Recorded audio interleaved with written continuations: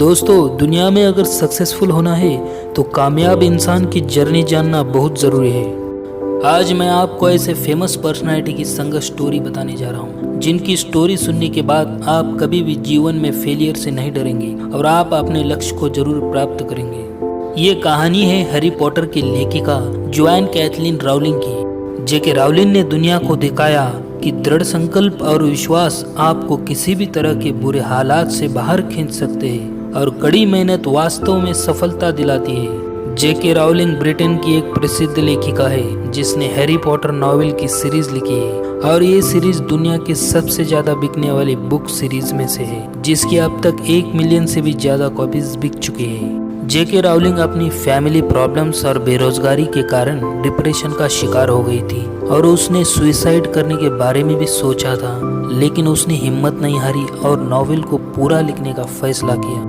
Rowling ने Harry Potter and the philosopher stone की manuscript कई बुक पब्लिशर को भेजी, लेकिन सबने मना किया। कहते थे कि बच्चों की जादुमय कहानियों में वह दम नहीं होता जो लोगों को आकर्षित कर सके।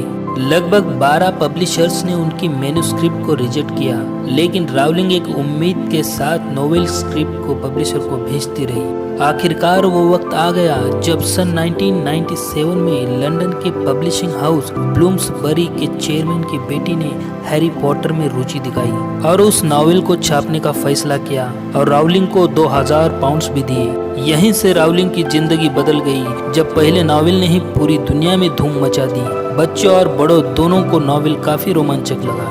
इसके बाद स्कॉटिश आर्ट काउंसिल उनके काम से प्रभावित होकर उनको हैरी पॉटर की पूरी सीरीज लिखने की परमिशन दे दी। इसके बाद हैरी पॉटर सीरीज के 7 और नॉवेल छपे और सभी नॉवेल को रिकॉर्ड तोड़ सफलता प्राप्त हुई और इसके बाद राउलिंग ने कभी पीछे मुड़कर नहीं देखा, वो और नॉवेल लिखने लगी।